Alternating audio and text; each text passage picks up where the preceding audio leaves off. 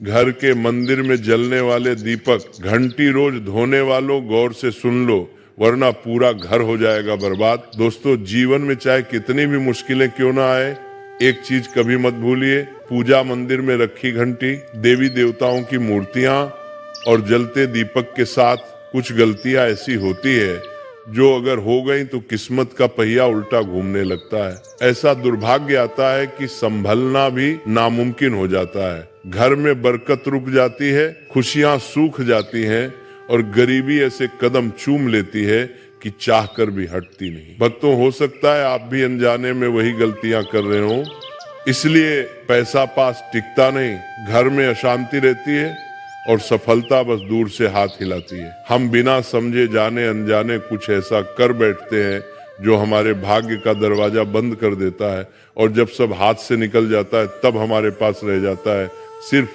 पछतावा और ताने। लेकिन घबराइए मत, आज इस प्रवचन में हम आपको पूजा मंदिर से जुड़ी हुई रहस्यपूर्ण बातें बताएंगे, जिन्हें सुनकर आपका दिल खुद कहेगा, गुरुजी आपने तो मेरी सोई किस्मत जगा दी। तो भक्तों, इस प्रवचन को अंत तक सुनना, क्योंकि ये सिर्फ जानकारी नहीं, ये आपकी जिंदगी बदलने की कुंजी है। बहुत से लोग पवित्र वस्तुओं को धर्म का प्रतीक मानकर मंदिर में रख लेते हैं, लेकिन वहीं सबसे बड़ी गलती कर बैठते हैं। आज हम विस्तार से जानेंगे कि पूजा मंदिर में कौन सी चीजें रखना शुभ है और कौन सी अशुभ, दीपक कितने बजे जलाना चाहिए और जलाते समय कौन सा मंत्र बोलना चाहिए, घंटी कब बजानी है और सुबह बजानी है या शाम को, और कितनी बार शंख कब और कैसे बजाना चाहिए और बजाते समय किस मंत्र का जाप करना चाहिए, दीपक रोज धोना चाहिए या नहीं, मंदिर में कितनी मूर्तियां रखनी चाहिए और क्यों।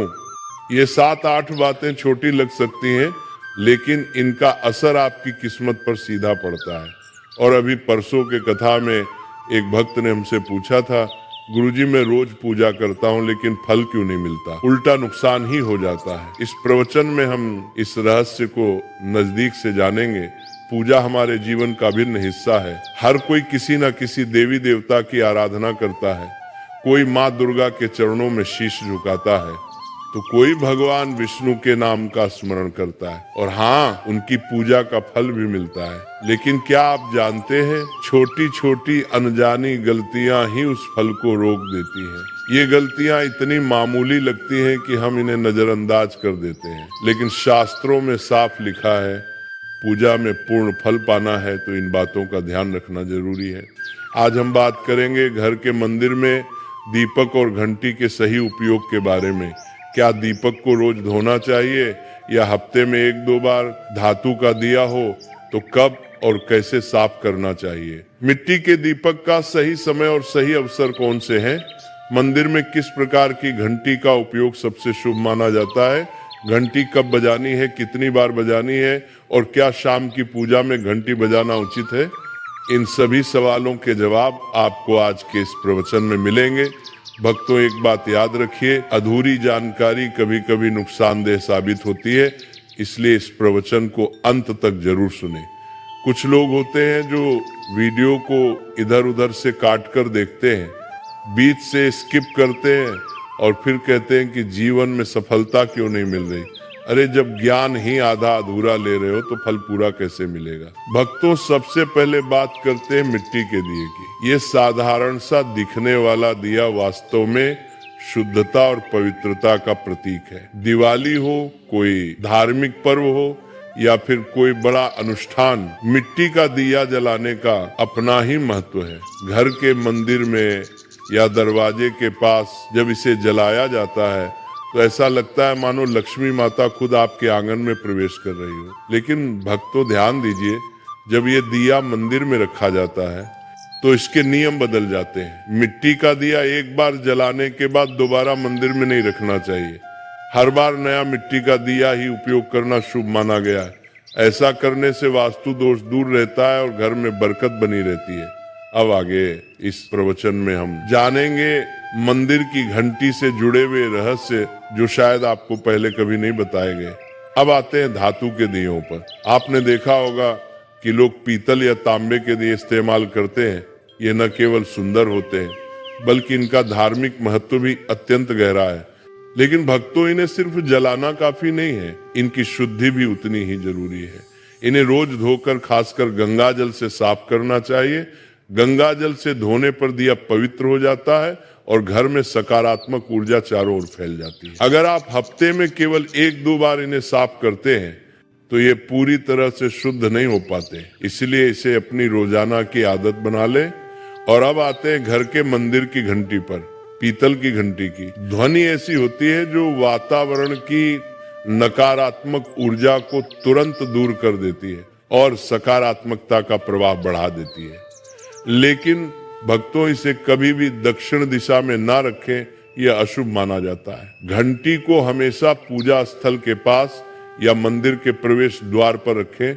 सबसे शुभ घंटी वो होती है जिस पर गरुड़ की नक्काशी हो, इसे गरुड़ घंटी कहते हैं और इसे अत्यंत पवित्र व फलदायक माना गया है। अब सवाल आता है, घंटी कितनी बार बजानी चाहिए? भोग लगाते समय घंटी को 5 बार बजाएं। ऐसा करने से भगवान भोग को जल्दी स्वीकार करते हैं।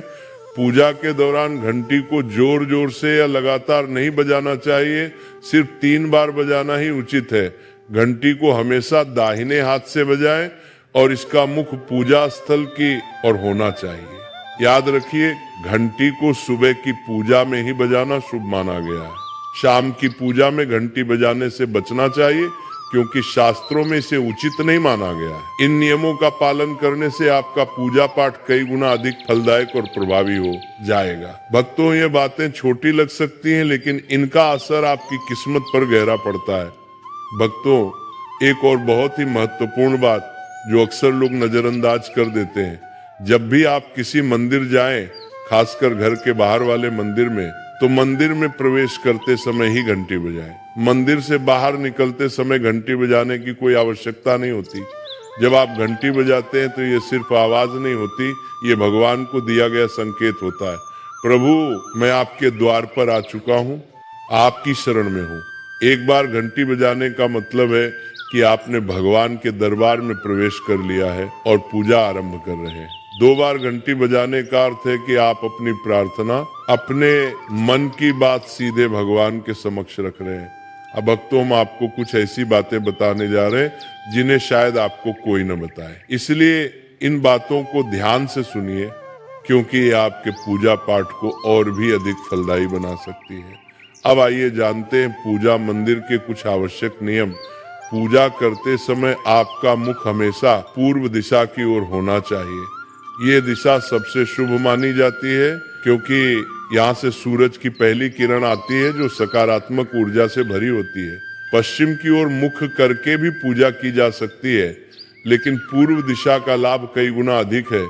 घर की सीढ़ियों के पास पूजा घर बनाना अशुभ माना गया है क्योंकि वहाँ नकारात्मक ऊर्जा का प्रवाह अधिक होता है। भगवान का आसन हमेशा आपके आसन से ऊंचा होना चाहिए। कम से कम 10 इंच भगवान की प्रतिमा को सीधे जमीन पर रखना अशुभ माना जाता है।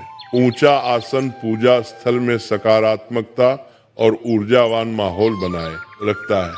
पूजा करते समय हमेशा चटाई या आसन पर बैठें। यह न केवल आरामदायक है बल्कि ध्यान और श्रद्धा को भी स्थिर रखता है।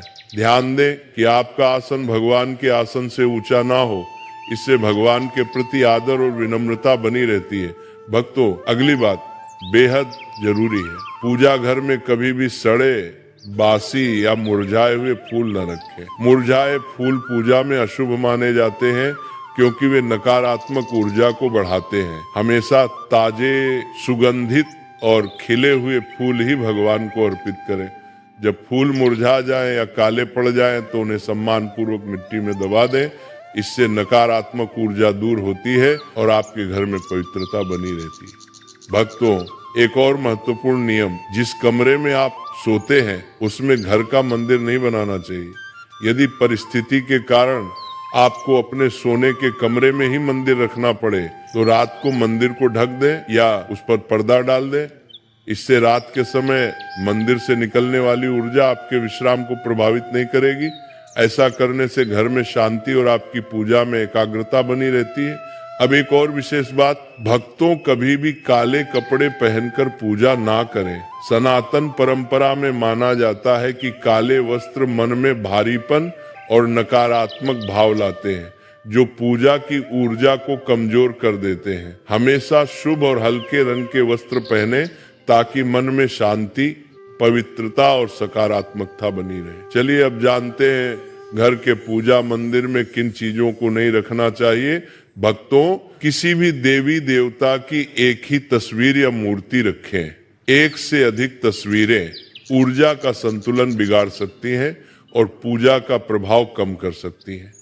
एक ही रूप को स्थान दें ताकि भगवान की ऊर्जा पूरे मन से आपके जीवन में प्रवाहित हो। घर में शिवलिंग रखना अत्यंत पवित्र माना जाता है, लेकिन इसे सही दिशा में रखें।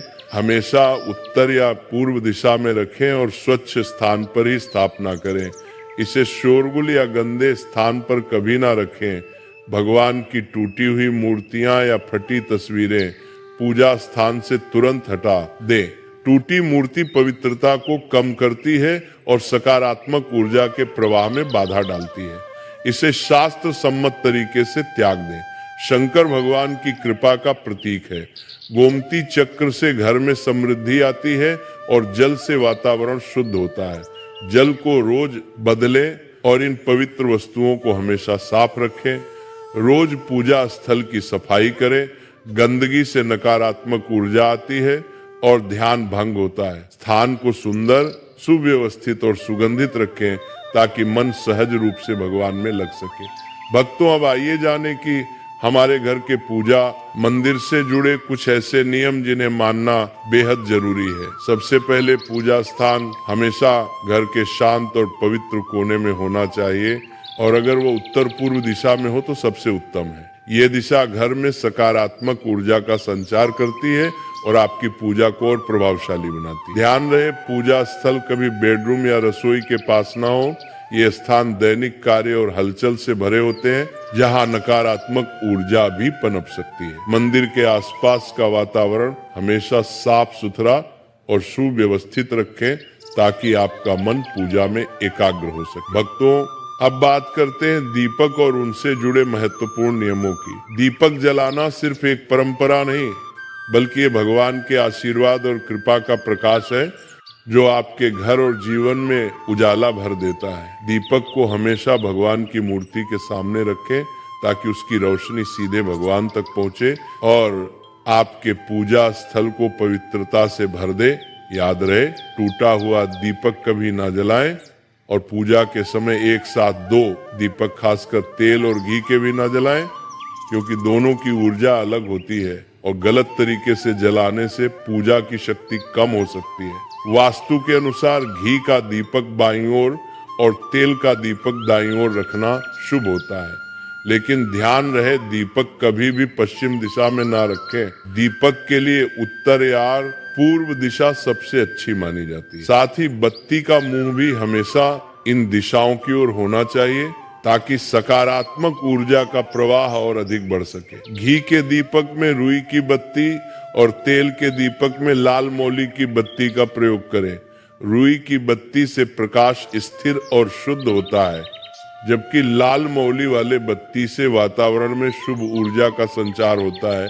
नवरात्रि या विशेष अवसरों पर माँ दुर्गा और माँ लक्ष्मी के सामने गोल बत्ती का दीपक न जलाए, क्योंकि इसे अशुभ माना जाता है। और एक नियम और याद रखें, घी का दीपक जलाने के तुरंत बाद तेल का दीपक ना जलाएं। इनके बीच थोड़ा अंतर रखें ताकि वातावरण में संतुलन और पवित्रता बनी रहे। इन छोटे छोटे नियमों का पालन न सिर्फ आपके घर में शांति और समृद्धि बनाए रखेगा, बल्कि आपकी पूजा को भी अधिक फलदायी बना देगा। भक्तों, अब 6वीं बात ध्यान से सुनिए। दीपक हमेशा उसी समय जलाना चाहिए जब भगवान जाग रहे हों, जैसे सुबह के शांत और पवित्र समय में जब पहली किरणें धरती को छूती हैं, उस समय पूजा करते हुए दीपक जलाएं। फिर शाम को आरती के समय जब दिन की थकान ढल रही हो और वातावरण शांत हो रहा हो, उस समय का दीपक वातावरण को और भी पवित्र कर देता है। ये दोनों समय सिर्फ पूजा के लिए ही नहीं, बल्कि ध्यान और आत्मिक ऊर्जा को महसूस करने के लिए भी सर्वश्रेष्ठ होते हैं। इन पलों में दीपक जलाने से घर में सकारात्मक ऊर्जा का प्रवाह बढ़ता है और आपका मन भी निर्मल होता है। सातवीं बात भक्तों, दीपक जलाना केवल धार्मिक नियम नहीं है, वास्तु शास्त्र और ज्योतिष शास्त्र में भी इसका गहरा महत्व बताया गया है। दीपक जलाने से न केवल घर में सकारात्मक ऊर्जा का संचार होता है, बल्कि हमारे जीवन के 7 चक्रों को संतुलित करता है। ये नकारात्मकता को दूर करके वातावरण को शुद्ध करता है और आपके मन को शांति प्रदान करता है। दीपक की हल्की स्थिर लौ मानो भगवान का आशीर्वाद आपके जीवन को रोशन कर रही हो। इसलिए भक्तों, जब भी आप दीपक जलाएं, ऊपर बताए गए सभी नियमों का पालन जरूर करें। यही नियम आपके जीवन में भगवान की कृपा को स्थायी बनाएंगे और घर में सकारात्मकता का प्रवाह निरंतर बनाए रखेंगे। दोस्तों, इसी के साथ आज का सत्संग समाप्त होता है। राधे राधे।